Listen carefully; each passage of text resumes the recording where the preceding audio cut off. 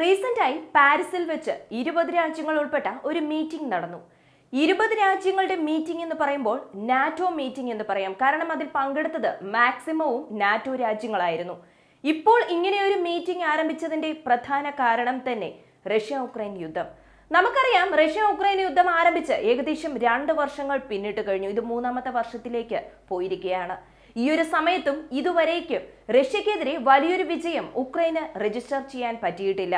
അതുകൊണ്ട് തന്നെ പാശ്ചാത്യ രാജ്യങ്ങളുടെ പക്കൽ നിന്നും ഉക്രൈന് കൊടുത്തുകൊണ്ടിരുന്ന ആയുധങ്ങളുടെ എണ്ണം അളവ് കുറയാൻ ആരംഭിച്ചു. ഫ്രാൻസിന്റെ മാക്രോണിന്റെ നേതൃത്വത്തിലാണ് ഈ യോഗം നടന്നിട്ടുണ്ടായിരുന്നത്. കഴിഞ്ഞ അപ്ഡേറ്റിൽ തന്നെ നമ്മളൊരു കാര്യം പറഞ്ഞിട്ടുണ്ടായിരുന്നു. ഫ്രാൻസിന്റെ മാക്രോൺ ഒരു കാര്യം പറഞ്ഞിട്ടുണ്ടായിരുന്നു. ഈ യുദ്ധത്തിൽ ഉക്രൈൻ വിജയിക്കണം, അല്ലെങ്കിൽ റഷ്യ പരാജയപ്പെടണം, അല്ലെങ്കിൽ ഈ യുദ്ധം അവസാനിക്കണം എന്നുണ്ടെങ്കിൽ നാറ്റോ സേന ഉക്രൈനിലെത്തി റഷ്യക്കെതിരെ പോരാടണമെന്ന്. പക്ഷെ മാക്രോണിന്റെ ഈ ഒരു അറിയിപ്പ് നാറ്റോ രാജ്യങ്ങൾക്കിടയിൽ ഒരു ആവേശം ഉണ്ടാക്കിയിട്ടുണ്ട്. നാറ്റോ രാജ്യങ്ങൾ തന്നെ 2 ഭാഗമായി തിരിയുന്നു. ഫ്രാൻസിനെ അനുകൂലിക്കുന്ന നാറ്റോ രാജ്യങ്ങൾ പറയുന്നത് എന്താണെന്ന് വെച്ചാൽ, തീർച്ചയായും ഫ്രാൻസ് പറയുന്നത് പോലെ തന്നെ നാറ്റോ സേനയെ നമുക്ക് ഉക്രൈനിലേക്ക് അയക്കാമെന്ന് പറയുന്നു. എന്നാൽ അമേരിക്ക ഉൾപ്പെടെ മറ്റ് രാജ്യങ്ങൾ പറയുന്നത് എന്താണെന്ന് വെച്ചാൽ, തൽക്കാലം നാറ്റോ സേന ഉക്രൈനിൽ എത്തില്ല, റഷ്യക്കെതിരെ അവർ കളത്തിലിറങ്ങില്ല എന്ന് പറയുന്നു.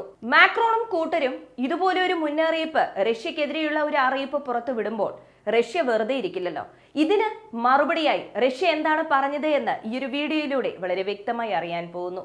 വീഡിയോയിലേക്ക് പോകുന്നതിന് മുമ്പ് ഇതുവരെ ചാനൽ സബ്സ്ക്രൈബ് ചെയ്യാതെയാണ് കാണുന്നതെങ്കിൽ ചാനൽ ഒന്ന് സബ്സ്ക്രൈബ് ചെയ്യുക. വോയിസ് ഓഫ് വിക്കിയിലേക്ക് എല്ലാവർക്കും സ്വാഗതം. കഴിഞ്ഞ കുറച്ച് ദിവസങ്ങളായി ജിയോ പൊളിറ്റിക്സിൽ വലിയ വലിയ ട്വിസ്റ്റുകളൊക്കെ നടക്കുന്നുണ്ട്. റഷ്യ ഉക്രൈൻ യുദ്ധം ആരംഭിച്ചതിന് ശേഷം ഇതുവരെ എത്ര ഉക്രൈൻ സൈനികർ കൊല്ലപ്പെട്ടിട്ടുണ്ടാകുമെന്ന് സെലൻസ്കിയോട് ചോദിച്ചപ്പോൾ കുറച്ച് ദിവസം മുമ്പ് സെലൻസ്കി പറഞ്ഞ ഉത്തരം എന്ന് പറയുന്നത് ഏകദേശം 33,000 പേർ മരണപ്പെട്ടിട്ടുണ്ടാകുമെന്നാണ്. എന്നാൽ ഇതേ ചോദ്യത്തിന് അമേരിക്ക പറയുന്ന മറുപടി 40,000 മുതൽ 50,000 സൈനികർ, ഉക്രൈൻ സൈനികർ മരണപ്പെട്ടിട്ടുണ്ടാകുമെന്ന് പറയുന്നു.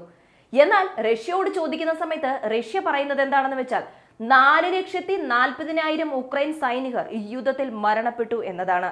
ഈ 3 പേരും പറഞ്ഞിരിക്കുന്നത് പരസ്പരം വിരുദ്ധമായ കണക്കാണ്. സെലൻസ്കി ആണെങ്കിൽ ഏറ്റവും കുറഞ്ഞ കണക്കാണ് പറഞ്ഞിരിക്കുന്നത്. ഉക്രൈനെ അനുകൂലിക്കുന്ന അമേരിക്ക പോലും കണക്കുകൾ മാറിയാണ് പറയുന്നത്. റഷ്യ പറയുന്നതും ആരും തന്നെ വിശ്വസിച്ചിട്ടില്ല. എന്നിരുന്നാൽ കൂടി സെലൻസ്കി പറയുന്നത് തീരെ കുറഞ്ഞ കണക്കാണെന്നുള്ള രീതിയിൽ വ്യാപകമായ ചർച്ചകളും ഇപ്പോൾ നടക്കുന്നുണ്ട്. അടുത്തത് നോർത്ത് കൊറിയ.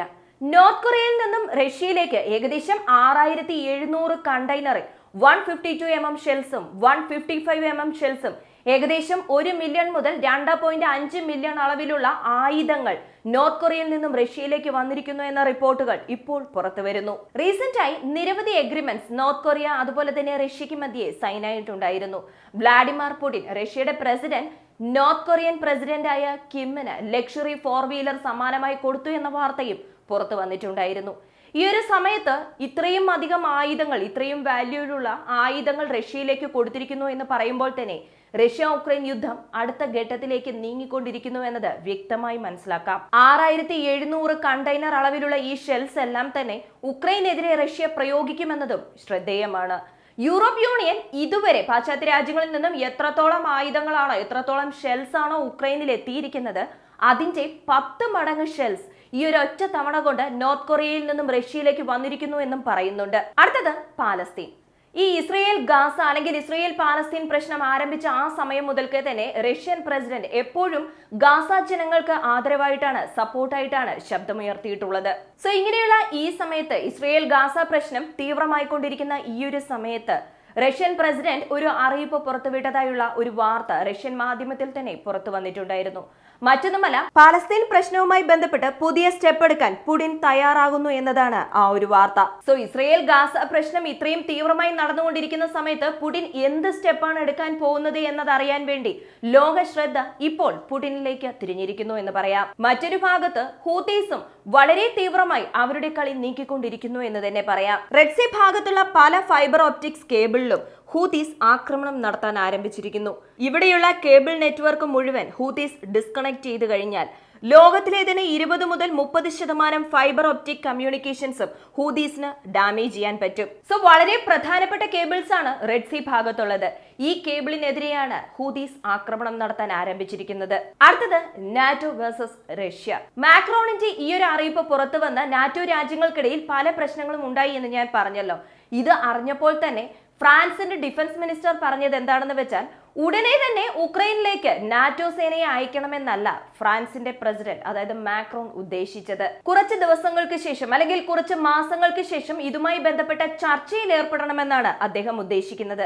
അതുമാത്രമല്ല, ഇപ്പോൾ ഈ മീറ്റിംഗിൽ മാക്രോൺ ഇങ്ങനെ പറഞ്ഞതിന്റെ കാരണം ആയുധ സഹായങ്ങൾ ഉക്രൈന് ചെയ്യുന്നതിനുമപ്പുറം ട്രൂപ്സിനെ അയച്ചും സഹായിക്കണം, അതിന്റെ ചർച്ച നടത്തണമെന്നാണ് മാക്രോൺ ഉദ്ദേശിച്ചത് എന്നും പറഞ്ഞ് മാക്രോണിനെ ന്യായീകരിച്ചിരിക്കുന്നു. ഈ മീറ്റിംഗിൽ പങ്കെടുത്ത മറ്റ് രാജ്യങ്ങൾ ഉക്രൈനിലേക്ക് നമ്മുടെ ട്രൂപ്സിനെ അയക്കാൻ പറ്റില്ല എന്നും പറയാൻ ആരംഭിച്ചു. നാറ്റോയെ സംബന്ധിച്ച് നോക്കുകയാണെന്നുണ്ടെങ്കിൽ നാറ്റോയിൽ 31 രാജ്യങ്ങൾ ഇപ്പോൾ അംഗമായിട്ടുണ്ട്. നാറ്റോയെ സംബന്ധിച്ച് 31 രാജ്യങ്ങളിൽ ഏതെങ്കിലും ഒരു രാജ്യം വീറ്റോ ചെയ്താൽ പോലും അവരുടെ ട്രൂപ്സിനെ ശത്രു രാജ്യത്തിൽ കൊണ്ടുപോയി ഡിപ്ലോയ് ചെയ്യാൻ പറ്റില്ല. അങ്ങനെ ഇരിക്കുന്ന സമയത്ത് നിങ്ങളുടെ ഒറ്റ താല്പര്യം കൊണ്ട്, നിങ്ങളുടെ സ്വകാര്യ താല്പര്യം കൊണ്ട് എങ്ങനെ ഒരു രാജ്യത്തിൽ കൊണ്ടുപോയി നാറ്റോ സേനയെ നിർത്താൻ പറ്റുമെന്ന് നിങ്ങൾ വിചാരിച്ചു എന്ന രീതിയിലുള്ള ചോദ്യവും മറ്റ് രാജ്യങ്ങളുടെ പക്കൽ നിന്നും ഉയർന്നിട്ടുണ്ട്. പ്രത്യേകിച്ച് വാഷിംഗ്ടൺ എന്താണ് പറയുന്നതെന്ന് വെച്ചാൽ 2014 മുതൽക്ക് തന്നെ റഷ്യ ഉക്രൈൻ യുദ്ധം വളരെ സൂക്ഷ്മമായി ഞങ്ങൾ ശ്രദ്ധിച്ചുകൊണ്ടാണ് ഇരിക്കുന്നത്. ഇതുവരെ ഞങ്ങളുടെ സേനയെ അവിടെ കൊണ്ടുപോകണമെന്ന യാതൊരു ചിന്തയും ഞങ്ങൾക്ക് വന്നിട്ടില്ല. അതിന്റെ ആവശ്യമുള്ളതായും ഞങ്ങൾക്ക് തോന്നിയിട്ടില്ല. ഇനി അഥവാ അങ്ങനെ ആവശ്യം വന്നാൽ തന്നെ വളരെ നല്ല രീതിയിൽ ചർച്ച ചെയ്തതിനു ശേഷം മാത്രമേ എന്തെങ്കിലും ഒരു തീരുമാനം എടുക്കുകയുള്ളൂ. അല്ലാതെ ചാടിക്കയറി ഒന്നും ചെയ്യില്ല എന്നും, കൂടാതെ ഇതിനു വേണ്ടിയുള്ള ഡിസ്കഷൻസ് ഒക്കെ പ്രോപ്പറായി ചെയ്തതിന് മാത്രമേ എന്തെങ്കിലും പറയാൻ പാടുള്ളൂ എന്ന രീതിയിലും അവരുടെ അഭിപ്രായങ്ങൾ പങ്കിട്ടു. അടുത്തത് Poland. Prime minister Donald Tusk എന്താണ് പറഞ്ഞിരിക്കുന്നതെന്ന് വെച്ചാൽ, എത്രത്തോളം വേണമെങ്കിലും ആയുധ സഹായം ചെയ്ത് സഹായിക്കാം, പക്ഷേ നമ്മുടെ സേനകളെ നേരിട്ട് ഉക്രൈനിലേക്ക് എത്തിക്കുന്നത് തെറ്റായ തീരുമാനമാണെന്ന് അദ്ദേഹം പറയുന്നു. പൊതുവെ പോളണ്ട് എന്നത് റഷ്യക്കെതിരായ രാജ്യമാണ്. കൂടാതെ മറ്റ് രാജ്യങ്ങളിൽ നിന്നും, പാശ്ചാത്യ രാജ്യങ്ങളിൽ നിന്നും ആയുധങ്ങൾ വാങ്ങി അത് ഉക്രൈനിലേക്ക് അയക്കുന്നത് പോളണ്ട് മുഖേനയാണ്. സോ ഒരു മീഡിയേറ്റർ ആണെന്ന് തന്നെ പറയാം. അങ്ങനെയുള്ള പോളണ്ട് എങ്ങനെ ഇങ്ങനെ ഒരു അഭിപ്രായം പറഞ്ഞു എന്ന ചോദ്യവും ഉയരാം. ഇതിന്റെ പ്രധാന കാരണം തന്നെ ആയുധങ്ങളല്ലാതെ സേനകളെ ഡയറക്റ്റ് ഉക്രൈനിൽ എത്തിച്ചാൽ ഈ യുദ്ധത്തിന്റെ ഗതി തന്നെ മാറുമെന്ന് പോളണ്ടിന് നല്ല രീതിയിൽ വ്യക്തമായി തന്നെ അറിയാം. മറ്റൊരു ഭാഗത്ത് ഫ്രാൻസിനും ജർമ്മനിക്കും മധ്യേ ഈ ഒറ്റ കാര്യം വെച്ച് ചെറിയ രീതിയിലുള്ള പ്രശ്നങ്ങൾ ഉയരാൻ ആരംഭിച്ചു. റഷ്യ ഉക്രൈൻ യുദ്ധം ആരംഭിച്ച കുറച്ച് സമയം മുതൽക്ക് തന്നെ മാനുഷിക പരിഗണനയിൽ ജനങ്ങൾക്ക് ആവശ്യമായ ദൈനംദിന ആവശ്യങ്ങൾക്ക് വേണ്ടിയുള്ള സഹായം മാത്രമാണ് ഉക്രൈന് വേണ്ടി ജർമ്മനി ചെയ്തുകൊണ്ടിരുന്നത്. പാശ്ചാത്യ രാജ്യങ്ങളുടെ പ്രഷർ മൂലമാണ് ജർമ്മനി അവരുടെ ആയുധങ്ങൾ ഉക്രൈന് കൊടുത്ത് സഹായിച്ചുകൊണ്ടിരുന്നത്. അതുപോലെ തന്നെ പാശ്ചാത്യ രാജ്യങ്ങളുടെ പ്രഷർ മൂലമാണ് ലെപ്പർഡ് ടാങ്ക് ഞങ്ങൾ കൊടുക്കില്ല എന്ന് പറഞ്ഞുകൊണ്ടിരുന്ന ജർമ്മനി ഒരു ഘട്ടത്തിൽ ഉക്രൈന് കൊടുത്ത് സഹായിച്ചത്. എന്നാൽ ജർമ്മനിയുടെ പക്കൽ നിന്നും വാങ്ങിയ ലെപ്പർഡ് ടാങ്ക് വെച്ച് റഷ്യക്കെതിരെ വലിയ രീതിയിലൊന്നും തന്നെ ചെയ്യാൻ പറ്റിയിട്ടുണ്ടായിരുന്നില്ല എന്നതും എല്ലാവർക്കും അറിയാം. ജർമ്മൻ ചാൻസലർ എന്താണ് പറഞ്ഞിരിക്കുന്നതെന്ന് വെച്ചാൽ, മാക്രോൺ അവരുടെ സ്വന്തം അഭിപ്രായമാണ് ഇവിടെ പറഞ്ഞിരിക്കുന്നത്. അതല്ലാതെ ട്രൂപ്സിനെ ഉക്രൈനിലേക്ക് അയക്കാമെന്ന് തീരുമാനമെടുക്കുകയാണെന്നുണ്ടെങ്കിൽ മാക്രോണിന്റെ ഏറ്റവും വലിയ തെറ്റിദ്ധാരണയാണത്. മാക്രോണിന്റെ ഈ ഒരു അറിയിപ്പിനെ ചൊല്ലി ജർമ്മനിയും ഫ്രാൻസും തമ്മിലുള്ള ഈ ഒരു കലഹം യൂറോപ്പ് മുഴുവൻ ഒരു ആവേശം ഉണ്ടാക്കിയിട്ടുണ്ട് എന്ന് പറയാം. കാരണം യൂറോപ്പിലെ തന്നെ വളരെ പ്രധാനപ്പെട്ട രണ്ട് രാജ്യമാണ് ഫ്രാൻസ് കൂടാതെ ജർമ്മനി. യൂറോപ്പിന്റെ എക്കണോമി ഈ രണ്ട് രാജ്യങ്ങളുടെ പെർഫോമൻസ് ബേസ് ചെയ്തിട്ടാണുള്ളതെന്ന് പറയാം. അങ്ങനെയുള്ള ഈ രണ്ട് രാജ്യങ്ങൾ റഷ്യ ഉക്രൈൻ യുദ്ധം മുൻനിർത്തി കലഹിക്കുന്നത് എവിടെ പോയി അവസാനിക്കുമെന്നറിയില്ല. സോ ഇത്രയും വലിയൊരു അറിയിപ്പ് ഫ്രാൻസിന്റെ ഭാഗത്തു നിന്നും വരുന്ന സമയത്ത് റഷ്യ വെറുതെ ഇരിക്കുമോ? നാറ്റോയ്ക്കെതിരെ ഡയറക്റ്റായി ഒരു ഭീഷണി ഉയർത്തിയിരിക്കുകയാണ് റഷ്യ. നാറ്റോയുടെ ഒരു സോൾജിയർ എങ്കിലും ഞങ്ങൾക്കെതിരെ ഫീൽഡിൽ എത്തുകയാണെന്നുണ്ടെങ്കിൽ നിങ്ങളുടെ നാറ്റോ രാജ്യത്തെ മുഴുവൻ, നിങ്ങൾ എത്ര നാറ്റോ രാജ്യങ്ങളുണ്ടോ അത്രയും രാജ്യങ്ങളെയും നിങ്ങളുടെ ആർട്ടിക്കിൾ 5 എക്സിക്യൂട്ട് ചെയ്യുന്നതിന് മുമ്പ് ഞങ്ങൾ നശിപ്പിക്കുമെന്ന ഡയറക്റ്റ് വാർണിംഗ് റഷ്യയുടെ ഭാഗത്തു നിന്നും ഉയർന്നിരിക്കുന്നു. ആർട്ടിക്കിൾ 5, നാറ്റോയുടെ ആർട്ടിക്കിൾ 5 എല്ലാവർക്കും അറിയാമായിരിക്കും. നാറ്റോ രാജ്യങ്ങളിൽ ഏതെങ്കിലും ഒരു രാജ്യത്തിനെതിരെ മറ്റൊരു രാജ്യം, നാറ്റോയിൽ അല്ലാത്ത രാജ്യം ആക്രമണം നടത്തുകയാണെന്നുണ്ടെങ്കിൽ ആക്രമിച്ച രാജ്യത്തിനെതിരെ മറ്റു നാറ്റോ രാജ്യങ്ങൾ യുദ്ധം ചെയ്യണം. ഇതാണ് ആർട്ടിക്കിൾ 5. സോ നാറ്റോ സോൾജിയർ ഞങ്ങൾക്കെതിരെ ആക്രമണം നടത്തുകയാണെന്നുണ്ടെങ്കിൽ മുഴുവൻ നാറ്റോ രാജ്യങ്ങളെയും ഞങ്ങൾ ആക്രമിക്കും. പ്രത്യാക്രമണം നടത്താനുള്ള സമയം പോലും നിങ്ങൾക്കുണ്ടാവില്ല എന്ന് റഷ്യ പറയുന്നു. അടുത്തത് ടക്കർ കാൾസൺ. ടക്കർ കാൾസൺ മോസ്കോയിൽ വെച്ച് റഷ്യൻ പ്രസിഡന്റായ പുടിനുമായി ഒരു ഇന്റർവ്യൂ നടത്തി. അത് വൈറലായി എന്നത് നമുക്ക് എല്ലാവർക്കും അറിയാം. ഇതേ ടക്കർ കാൾസണെ റഷ്യയിൽ വെച്ച് ഉക്രൈനിയൻ സ്പൈ ഒരാൾ കൊലപ്പെടുത്താനായി അറ്റംപ്റ്റ് നടത്തിയെന്ന വിവരം പുറത്തു വന്നിട്ടുണ്ട്. അങ്ങനെ ടക്കർ കാൾസണെ കൊലപ്പെടുത്താനായി നടത്തിയ അറ്റംപ്റ്റ് ഫെയിലിയർ ആയി എന്നും കൊലപ്പെടുത്താൻ ശ്രമിച്ച ആളെ അറസ്റ്റ് ചെയ്തു എന്ന വിവരവും പുറത്തു വന്നിട്ടുണ്ട്.